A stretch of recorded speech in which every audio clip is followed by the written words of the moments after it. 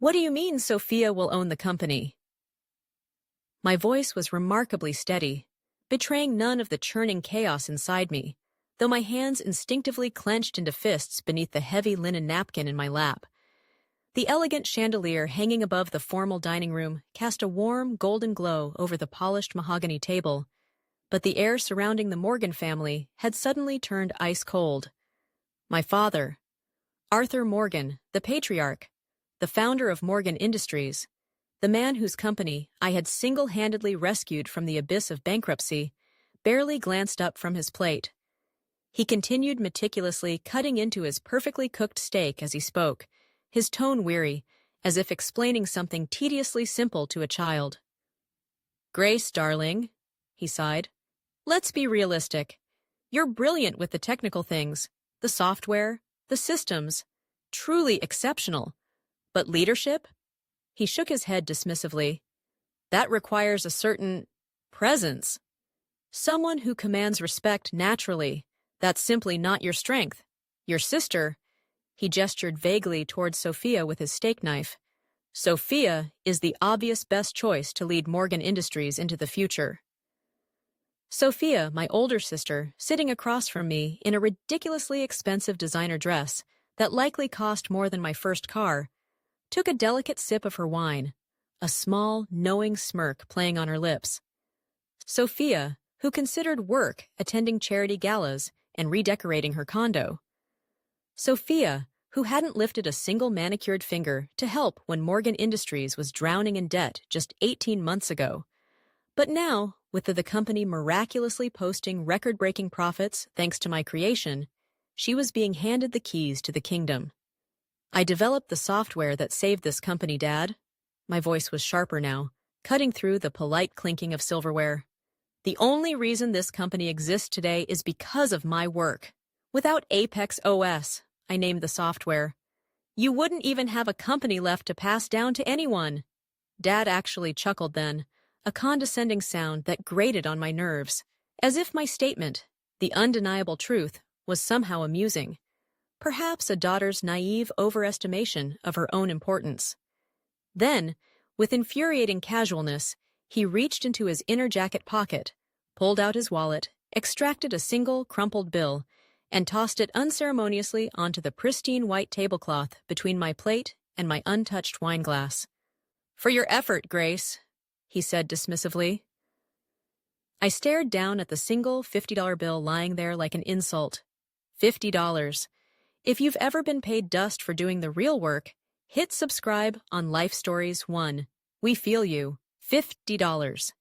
That was his valuation of my contribution. $50 for the years I had spent hunched over a keyboard in the company's dingy back office, long after everyone else had gone home, writing thousands upon thousands of lines of code until my eyes burned and blurred. $50 for the countless sleepless weeks spent analyzing catastrophic financial losses, designing an entirely new logistics management system from the ground up. A system so revolutionary it wouldn't just pull Morgan Industries out of bankruptcy, but would fundamentally change how the entire industry operated. $50 for the innovation, the sheer grit, the intellectual property that had single-handedly transformed Morgan Industries from a dying, debt-ridden relic into a streamlined, efficient, $300 million powerhouse dominating the Denver market and beyond. $50. My mother, seated to my father's right, shifted uncomfortably in her chair, casting a quick, nervous glance my way, then immediately looking down at her plate again. She knew. She knew the hours I'd put in, the sacrifices I'd made. But, as always, she said nothing. No one at the table did. Not my uncles, not my cousins, not the senior executives present who owed their continued employment entirely to the software I created. Silence. Complicity. I lifted my gaze from the insulting banknote and looked directly at my father, Arthur Morgan, the man I had idolized growing up, whose entrepreneurial spirit I had tried so desperately to emulate, the man whose approval I had craved my entire life, working tirelessly, relentlessly, hoping to finally make him proud. And in that single, soul-crushing moment, Illuminated by the soft glow of the chandelier and the stark reality of the $50 bill, I finally understood. It was never about merit. It was never about dedication or results or even loyalty to the family business. It was about control. It was about tradition. It was about him wanting his favored, socially adept, but utterly unqualified daughter, Sophia, to inherit the throne, regardless of who had actually built the kingdom. My contribution, my success, it didn't fit his narrative, his preferred line of succession. So, it had to be minimized, dismissed, paid off with a pittance. I see. My voice came out quieter than I expected, devoid of the anger churning inside. I calmly reached out, picked up the $50 bill, turned it over slowly in my fingers as if examining it, then deliberately, methodically folded it neatly and tucked it into my linen napkin beside my plate. Then, I pushed my chair back and stood up. "Grace, don't be dramatic," Dad scoffed immediately, waving his hand dismissively, already turning back to his steak. "Sit down. We're having dessert soon." I offered him a cool, polite smile. "I'm not being dramatic, Dad," I replied evenly. "I'm simply excusing myself. It's become abundantly clear tonight that my role in this family, and apparently in this company I saved, is considered nothing more than a background character, easily written out of the main plot." I glanced at Sophia, who let out a soft, barely concealed chuckle of amusement. "So," I continued, my voice calm, "I'll do you all the favor of removing myself from the scene." "Grace!" Mom started, finally finding her voice, a note of weak protest in it. But I was already walking away from the table, turning my back on them, on the years of striving, on the illusion I had clung to for far too long. My heels clicked sharply against the marble floor of the grand foyer. I didn't slam the front door. I didn't shout or make demands or plead for fairness. I simply left. Because the fight wasn't going to happen here, not on their terms. It would happen elsewhere. On mine. The next morning, I arrived at Morgan Industries headquarters early, as was my habit. The building itself felt different, somehow alien. Just a year ago, the atmosphere had been suffocating, thick with fear. Hushed whispers about impending layoffs, department heads quietly jumping ship before the inevitable collapse. Now, thanks to my software, Apex OS, the place was buzzing with energy, profitability, expansion. We had become the industry leader, securing global deals, revolutionizing logistics. But today, as I walked through the gleaming lobby, something felt off. The usual morning greetings were replaced by nervous glances, quickly averted eyes. Conversations fell silent as I passed. A knot formed in my stomach again. I reached the executive floor, walked down the corridor towards my spacious CTO office, the one Dad had grudgingly given me after Apex OS started generating massive profits, only to find the door already ajar. And inside, my desk had been completely cleared, my high-end workstation, my monitors, my personal effects, all gone. The sleek nameplate that had read Grace Morgan, Chief Technology Officer, was missing from the wall. And sitting comfortably behind my desk, casually flipping through a glossy marketing brochure, was Sophia. She glanced up as I stood frozen in the doorway, a bright, artificial smile plastered on her face. "Oh, good morning, Grace," she chirped, as if nothing were amiss.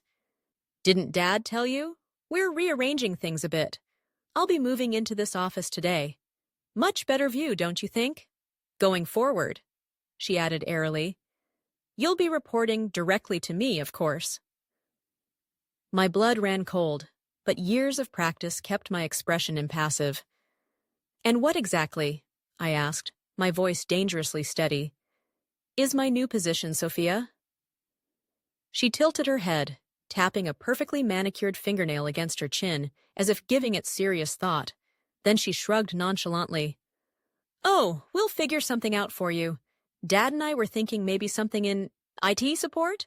You're good with computers, right?" IT support. In the company I built the technological backbone for. In the company I saved from utter ruin. The condescension was breathtaking. She smirked then, clearly enjoying my stunned silence. Actually, she continued, leaning back in my chair, Dad suggested you might want to take some extended time off first. You know, relax. Maybe finally work on some of those little hobby projects you used to tinker with. But don't worry, she added magnanimously. We'll make sure you're still considered part of the company, in some capacity. I took a slow, deliberate breath, my heartbeat hammering against my ribs. They didn't just want me out of the leadership, they wanted me sidelined, neutered, relegated to a meaningless role, perhaps hoping I'd quit in humiliation, after everything, every sacrifice, every late-night coding session fueled by caffeine and sheer will, every brilliant solution I had engineered to drag this company back from the brink. They were discarding me like a faulty component, like I was worth no more than that crumpled $50 bill. I stared at my sister, at her smug, entitled expression, then glanced at the gleaming Morgan Industries logo etched onto the glass walls of the office. A name that once represented family, legacy, shared struggle. Now, it represented nothing but betrayal. But I didn't argue. I didn't raise my voice. I didn't protest the injustice. I simply gave her a brief, curt nod. Understood, Sophia. Then, I turned on my heel and walked out of the office, out of the executive suite, leaving her sitting there behind my empty desk. They thought they had won. They thought they had silenced me, pushed me aside, relegated me to the background where they felt I belonged. They thought I would disappear quietly, gratefully accept whatever scraps they offered. They had absolutely no idea what was coming next. Walking out of Morgan Industries that morning, leaving behind the office I practically lived in and the company I had resurrected, felt strangely liberating. As the elevator descended, carrying me away from the scene of my latest humiliation, a cold, hard determination solidified within me. They thought they had buried me, relegated me to IT support or some meaningless hobby project. They thought I would simply accept their insulting $50 valuation of my work and fade away. They were wrong. The first thing I did wasn't look for another job. It was vanish. Strategically. I didn't stop coming to the office immediately. Doing so might trigger legal clauses in my contract I hadn't yet fully reviewed with my personal lawyer. Instead, for the next few days, I showed up dutifully. I sat at the tiny, barren desk they had assigned me in a remote corner of the building, ironically placed amongst the new interns who regarded me with puzzled curiosity. I responded politely when spoken to, performed the minimal tasks assigned to me, which were indeed akin to basic IT support, and crucially, I watched, and I listened, and in less than a week, it became painfully clear exactly what was happening under Sophia's leadership. Chaos. Pure, unadulterated chaos. My sister, armed with an MBA, apparently earned through osmosis rather than effort, had absolutely no grasp of the complex logistics industry, let alone the intricacies of the multi-million-dollar global operation I had built. She spent her days flitting between endless, unproductive meetings, making impulsive decisions based on gut feelings, and articles she'd skimmed in airline magazines rather than on the complex data analysis pipelines I had established. She dismissed experienced department heads who dared to question her vision, usually involving cosmetic changes like redecorating the lobby, replacing them with her equally clueless socialite friends, whose primary qualification seemed to be owning the latest designer handbag. Morale plummeted. Key operational metrics started to slip almost immediately. The finely tuned engine I had painstakingly built was sputtering, stalling, threatening to collapse under the weight of sheer incompetence. And I, the engineer who knew every gear, every circuit, was sitting sidelined, watching them systematically dismantle my life's work. That observation period, however painful, solidified my resolve. If they didn't want me, if they were intent on destroying everything I had built at Morgan Industries, then fine. I wouldn't try to save it from the inside. I would build something better, something bigger, somewhere else. Late one evening that week, long after the skeleton crew remaining at Morgan Industries had gone home, I sat in a quiet corner of a downtown Denver coffee shop. Across the small table from me sat three of the smartest, most capable, most dedicated professionals I had ever had the privilege of working with. The core team who had helped me develop and implement Apex OS. Peter Schmidt, our former CFO, a meticulous numbers wizard who had navigated the company through its darkest financial days and knew its books inside and out.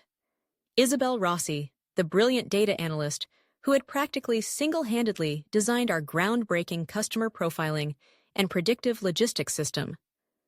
And Noah Jenkins, my lead software engineer, the only person on the planet who understood the intricacies of the Apex OS code almost as well as I did, because we had practically written the most complex modules together during caffeine-fueled all-nighters, fueled by desperation and shared vision.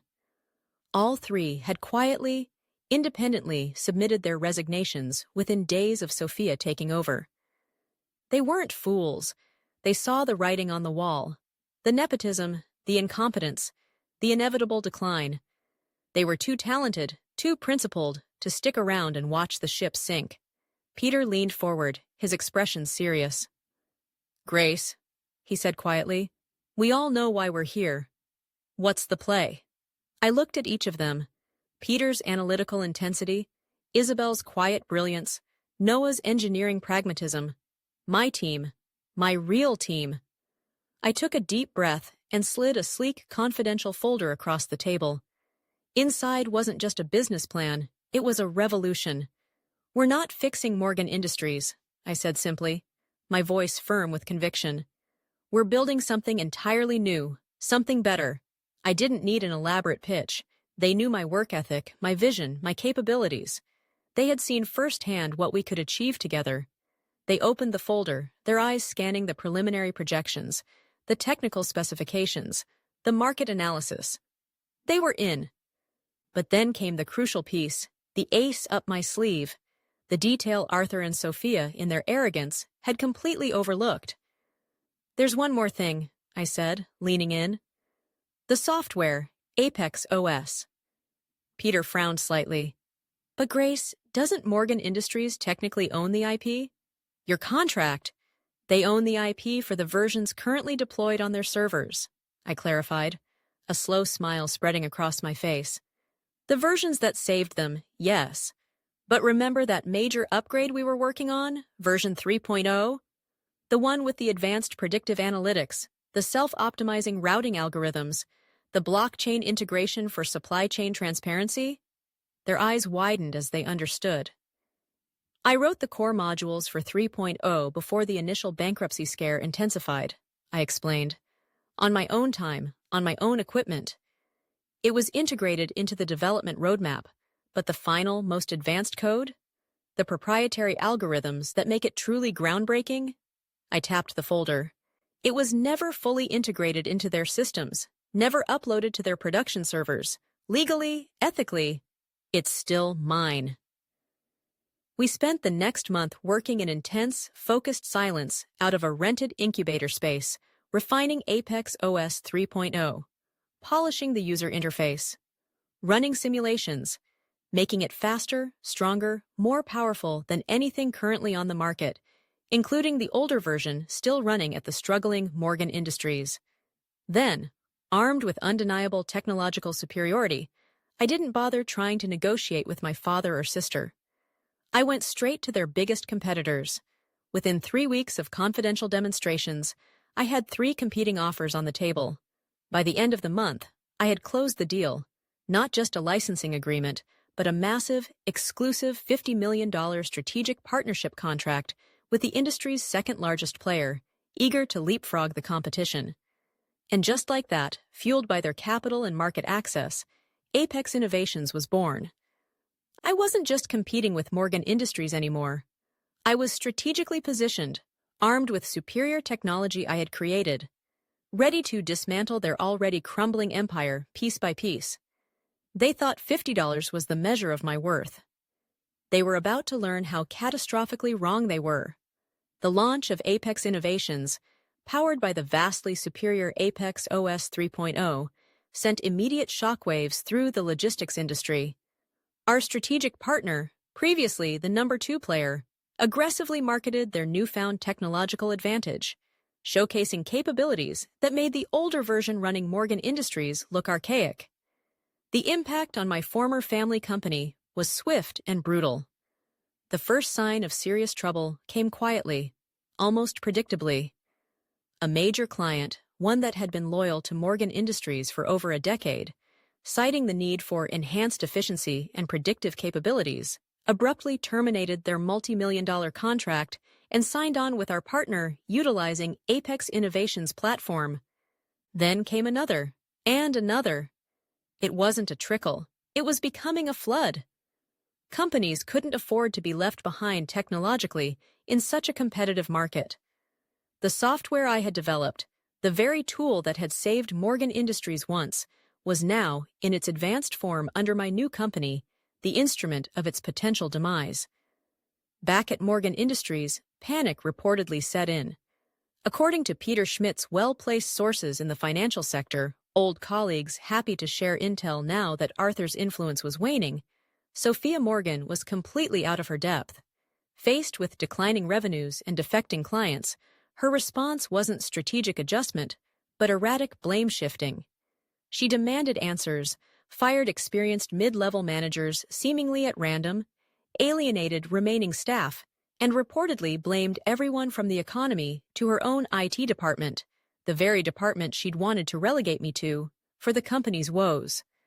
My father, Arthur, presumably watching his legacy crumble under his daughter's incompetent leadership, remained publicly silent but was rumored to be desperately trying to secure bridge loans, leveraging personal assets to keep the increasingly unstable ship afloat.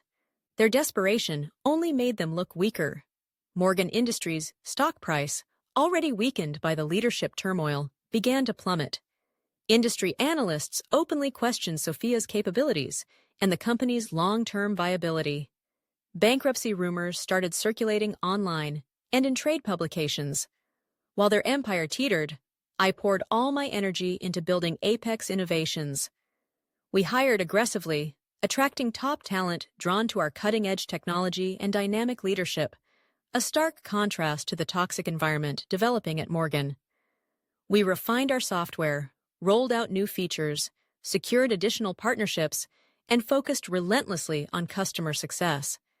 We weren't just surviving, we were thriving, rapidly capturing market share previously held by Morgan Industries. It was a strange feeling, watching the company I had poured my soul into for years decline so rapidly, largely as an indirect consequence of my new venture's success. There was a grim satisfaction, yes, a sense of vindication, but underneath, there was also a lingering sadness for what could have been, for the potential destroyed by arrogance and nepotism. Yet, I didn't let sentiment interfere with strategy. My focus was clear. Build Apex Innovations into the undisputed industry leader, leaving Morgan Industries, and the painful memories associated with it, firmly in the past. The market, driven by the relentless logic of efficiency and innovation, was doing the rest. The $50 my father had tossed on the table felt like a distant, almost laughable memory now. My worth wasn't defined by his dismissal. It was being proven daily by the success of Apex Innovations and the corresponding failure of the company that had cast me aside. They thought they were handing down an empire. Instead, they had handed me the motivation, the opportunity, and crucially, the technological key to build my own. And I was just getting started. The momentum shift was undeniable. Apex Innovations became synonymous with cutting-edge logistics solutions, while Morgan Industries became a cautionary tale of outdated technology and poor leadership. Clients continued to migrate, drawn by the superior performance and reliability of Apex OS 3.0. Our market share grew exponentially. My team, Peter, Isabel, Noah, and the talented engineers and analysts we recruited, worked tirelessly, fueled by a shared vision and the excitement of building something truly groundbreaking. We weren't just reacting to the market, we were shaping it. Internally, the culture at Apex Innovations was everything I had yearned for at Morgan Industries: collaborative, transparent, merit-based. Ideas were valued regardless of who proposed them. Successes were celebrated as team wins. Failures were treated as learning opportunities. There was an energy, a dynamism, that Morgan Industries, even in its profitable days under my operational control, had never quite achieved due to the underlying current of family politics and my father's ultimate, unquestioned authority. Here, I was not just the CTO. I was the CEO, the founder, the architect of both the technology and the company culture. It was demanding, exhilarating, and profoundly fulfilling. Meanwhile, the news from Morgan Industries grew increasingly dire. Peter's sources confirmed massive layoffs, attempts to sell off subsidiary assets at fire sale prices, and frantic failed negotiations with lenders. Sophia, reportedly, had become increasingly erratic, blaming everyone around her, unable or unwilling to grasp the fundamental technological deficit her company faced, a deficit created by her own father's decision to sideline the one person who held the key to its future. Arthur remained silent publicly, a ghost haunting the ruins of his own legacy. I wondered sometimes what he truly thought, watching the company he founded disintegrate while the daughter he dismissed built a new empire that eclipsed his entirely. Did he feel regret, anger, or just the numb resignation of defeat? I likely would never know, and I realized, with a surprising lack of emotion, that I no longer truly cared. My focus wasn't on their failure, but on our success. Apex Innovations was my present and my future. Morgan Industries, and the family drama tied to it, belonged firmly, finally, to the past. 6 months after Apex Innovations burst onto the scene, the transformation of the logistics tech landscape was undeniable. Morgan Industries was circling the drain, while Apex was setting industry standards. The culmination of this dramatic shift arrived with an invitation to the annual Tech Innovators Gala in Denver, the most prestigious black tie event in our sector. This year, the gala's highest honor, the Visionary Innovation Award, was being presented to Apex Innovations for the revolutionary impact of Apex OS 3.0. And I, Grace Morgan, was slated to accept the award and deliver the keynote address. Stepping into the glittering hotel ballroom that evening felt like entering a different reality from the one I inhabited just a year prior. Back then, I might have attended this same event as the competent but overlooked CTO of Morgan Industries, standing politely in my father's shadow. Tonight, I was the main event. Heads turned as I entered. Whispers followed my path. CEOs of major corporations, powerful venture capitalists, tech luminaries, people who likely wouldn't have given me a second glance a year ago, now approached me with deference, eager to congratulate, to network, to discuss potential partnerships. The feeling was intoxicating, but also grounding. This recognition wasn't bestowed. It was earned. As I took my seat at the head table, surrounded by my core team, Peter, Isabel, Noah, looking proud and celebratory, my gaze swept the cavernous room. And then I saw them, tucked away at a less prominent table near the back, almost hidden in the shadows, were my father and sister. Arthur Morgan looked smaller, grayer, the confident posture I remembered replaced by a weary slump. Sophia sat rigidly beside him, her expensive gown somehow looking out of place amidst her palpable tension. They weren't mingling, they were isolated, observers at a party where they once would have held court. Seeing them there, witnessing their diminished status firsthand, didn't bring me pleasure exactly. It brought a quiet, somber sense of finality. When my name was called for the award, the applause was thunderous. Walking towards the brightly lit stage, I felt a surge of adrenaline mixed with profound gratitude, not to my family, but to the team beside me, to the clients who believed in us, and perhaps even to the adversity that had forced me onto this unexpected path. In my acceptance speech, I spoke about the future of logistics, the power of data, the importance of innovation. I thanked my team profusely. I did not mention Morgan Industries or my family history. My success stood on its own merit. It needed no comparison, no reference to the past. As I looked out at the audience, award in hand, My eyes briefly met my father's across the crowded room. He held my gaze for a long moment, his expression unreadable, then gave a slow, almost imperceptible nod before looking away. Sophia simply stared straight ahead, her jaw tight. It was, I realized, their silent concession of defeat. The gala cemented Apex Innovation's position as the undisputed leader. The weeks that followed were filled with new contracts, expansion plans, and growing media attention. Morgan Industries, meanwhile, continued its death spiral. Bankruptcy was no longer a rumor. It was an imminent certainty. And then, inevitably, the call came. My assistant Hannah buzzed through to my office late one afternoon. "Ms. Morgan," she said, her voice carefully neutral. "Your father, Mr. Arthur Morgan, and your sister, Ms. Sophia Morgan, are in the lobby. They say it's urgent, personal." I closed my eyes briefly, took a deep breath, and leaned back in my chair. The final act.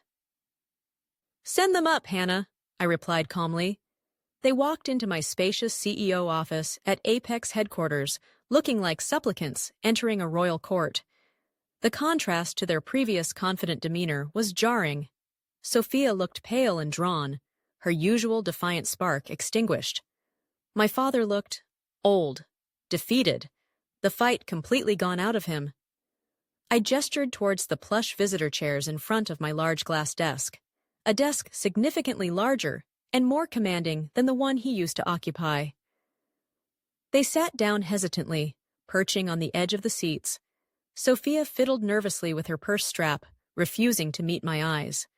My father finally broke the heavy silence.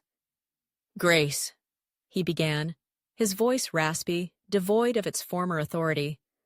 We need to talk." I simply waited, my expression neutral, offering no encouragement. "Look," he sighed, plunging ahead. "Morgan Industries. Things are bad, Grace, very bad. The banks, they're calling in the loans. Bankruptcy is unavoidable, unless—" He trailed off, unable to voice the plea directly. "Unless what, Dad?" I prompted coolly. He looked up then, meeting my eyes, his own filled with a desperate hope that was almost painful to witness. "Unless you help us," he finished quietly. "We were thinking, a merger? Apex acquires Morgan Industries?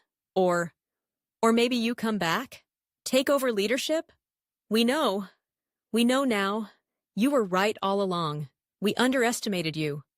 Sophia finally looked up, her expression tight with resentment, but underscored by desperation. "Grace, please," she added, her voice thin. "Don't be petty about this. We need you. The company, the legacy. It needs you." I laughed then, a low, humorless chuckle that echoed slightly in the large office. "You need me?" I repeated slowly, savoring the irony. "That's fascinating. Because if memory serves, wasn't it just about a year ago that you," I looked pointedly at Sophia, "were telling me I wasn't fit to run this company? That you were taking my office?" I turned my gaze to my father. "And you," I continued softly, "told me I wasn't leadership material? That my only value was technical things? That my contribution was worth exactly $50? My father flinched as if struck. "Grace, please," he pleaded again, his voice cracking slightly.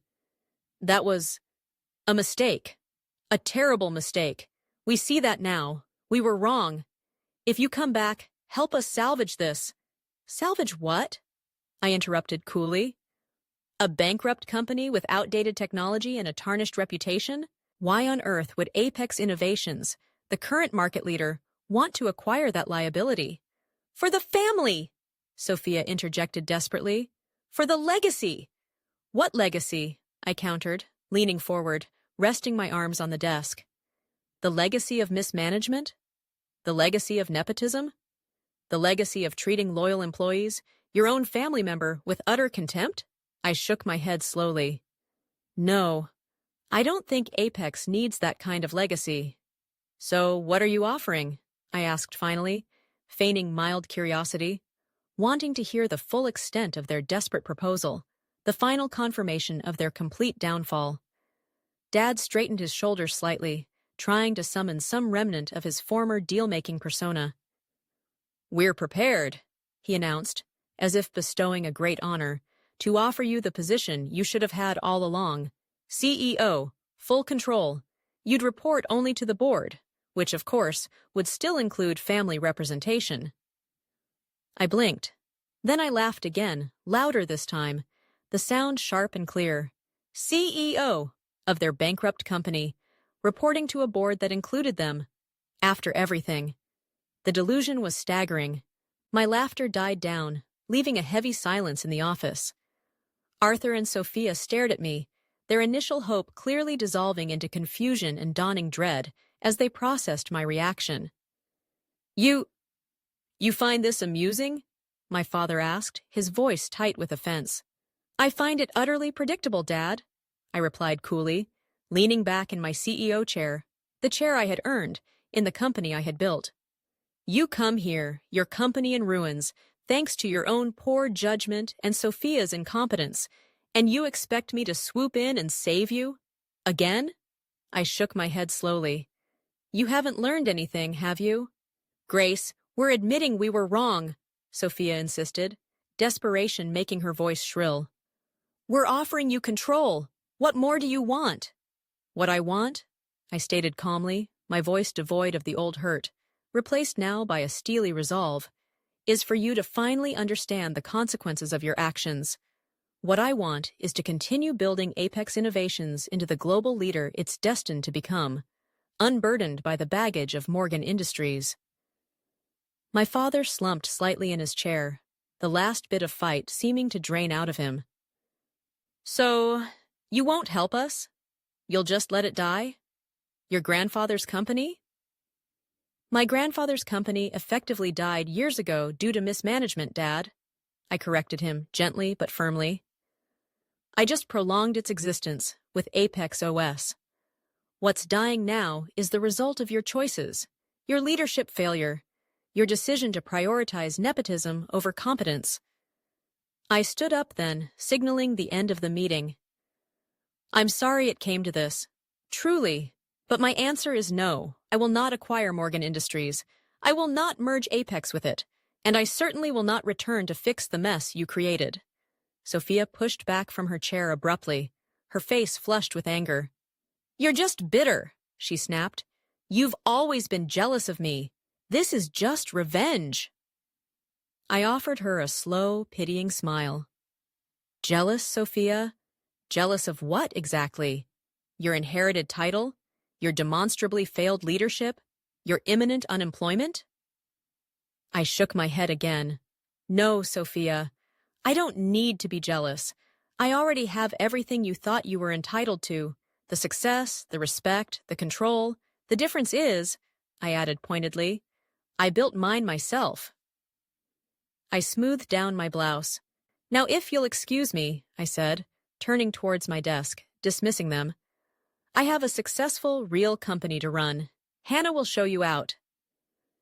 My father left in a state of quiet, stunned silence, his face ashen. Sophia stormed out after him, but not before shooting me one last look filled with impotent fury. As the door closed behind them, leaving me alone in the quiet authority of my office, I allowed myself a long, slow exhale. It was finally, truly over. The news broke officially 3 days later. Morgan Industries files for Chapter 7. Bankruptcy. Total liquidation imminent. The headline screamed the predictable narrative. Former industry giant collapses overnight. Poor leadership decisions sink $300 million company. How greed and family politics killed Morgan Industries, and, as I knew they would, nearly every article credited the company's former success, its temporary resurrection, entirely to me and the Apex OS software I had developed. They highlighted the timeline, the company's near collapse, its miraculous recovery driven by my innovation, the subsequent leadership change, my departure, and the swift, catastrophic decline that followed. The narrative was clear. I had been the linchpin, and removing me had been the fatal blow. Then came the call I had been anticipating from the bankruptcy attorney handling the liquidation of Morgan Industries' assets. Everything was on the auction block: the building, the remaining fleet, patents for older tech, client lists, now mostly worthless, and the Morgan Industries name and associated intellectual property itself. An idea, sharp and decisive, had already formed. Poetic justice required one final act. That evening, sitting alone in my penthouse apartment, overlooking the sparkling lights of Denver, scotch in hand, I contemplated my next move. I had already won. Apex Innovations was the undisputed market leader. Morgan Industries was defunct. Did I really need to acquire the ashes of their failure? Did I need that final symbolic victory? I thought back to that humiliating dinner, to the contemptuous toss of the $50 bill, to the years of being treated as less than simply because I wasn't the chosen heir, and my decision solidified. The next morning, I bypassed my usual M&A team. I called the bankruptcy attorney directly myself. No intermediaries, no blind bids. I wanted my name on the offer. "This is Grace Morgan, CEO of Apex Innovations," I stated clearly. I wish to place a direct, comprehensive bid to acquire all remaining tangible and intangible assets of the former Morgan Industries, including all intellectual property rights and the exclusive rights to the company name. The attorney, clearly aware of the backstory, hesitated. "Miss Morgan, are you quite certain? Acquiring the name itself, given the circumstances."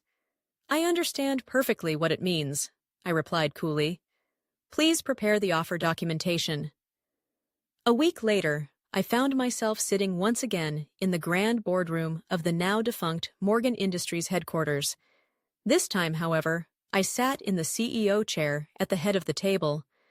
Across from me sat my father and Sophia, looking gaunt and defeated, alongside the bankruptcy trustee and a phalanx of lawyers. The final paperwork for the asset acquisition was spread out before me. My bid, being the most comprehensive and financially sound, had been accepted. With my signature, the remnants of the empire my father built, the empire he refused to let me lead, would belong to Apex Innovations, belong to me. "I still can't believe you're actually doing this," Sophia muttered bitterly, staring at the signature line as if it were a snake. I raised an eyebrow innocently. "Doing what, Sophia? Making a sound business decision to acquire potentially valuable IP assets from a bankrupt competitor at a significant discount?" She scowled. "You know what I mean, buying it all just to rub our noses in it." I leaned back in the CEO chair, tapping my fingers thoughtfully on the polished wood. "Funny," I mused aloud. "Just over a year ago, you didn't think I was capable of running any company. Now you seem quite concerned about the extent of my power." Dad exhaled sharply, his patience clearly gone. "Grace, for God's sake!" he snapped, his voice strained. "Just sign the damn papers. Let's get this humiliating ordeal over with." I picked up the sleek, expensive pen provided by the lawyers, poised it over the signature line, and then paused. With deliberate slowness, I slid the entire stack of documents back across the table towards the trustee. My father blinked. Sophia frowned in confusion. "What is this now?" Dad asked warily. "A small addendum," I replied simply. "A counteroffer, if you will, regarding the final disposition of certain intangible assets." He picked up the single page I indicated, scanning it quickly. His eyes widened in disbelief, then narrowed in fury. You're dissolving Morgan Industries? The name?" Sophia snatched the document from his hand, reading the key clause aloud, her voice trembling with rage. "All remaining rights to the Morgan Industries name, associated trademarks, patents, and intellectual property previously held by the bankrupt entity will be absorbed by Apex Innovations and permanently retired. The Morgan Industries name and brand shall cease to exist forthwith." She looked up at me, her face contorted with hatred. "You're not just buying it, you're erasing us, our family name." I met her furious gaze, my expression unwavering. That's correct. Morgan Industries would never rise again. The name, the tarnished legacy, would simply disappear from the corporate landscape, absorbed and retired by the very company founded by the daughter they had cast aside. Dad clenched his jaw, his voice tight with suppressed fury. "You're just doing this out of spite. This is pure revenge." "No, Dad," I corrected him calmly, picking up the pen again. "I'm doing this because—" I paused, allowing the weight of my final decision to settle. Some legacies simply deserve to die. This time, I signed in my name with a firm, steady, decisive flourish, and just like that, it was truly over. The Morgan era, built on shaky foundations and flawed principles, was gone. Erased. In its place, Apex Innovations soared, dominant and unburdened. 3 months later, a plain, handwritten letter arrived at my office. No return address. "Grace," it read, "I don't expect forgiveness, but I hope one day you'll understand why I made the choices I did. Dad." I stared at the note for a long, quiet moment, feeling nothing. No residual anger, no flicker of sadness, no pity.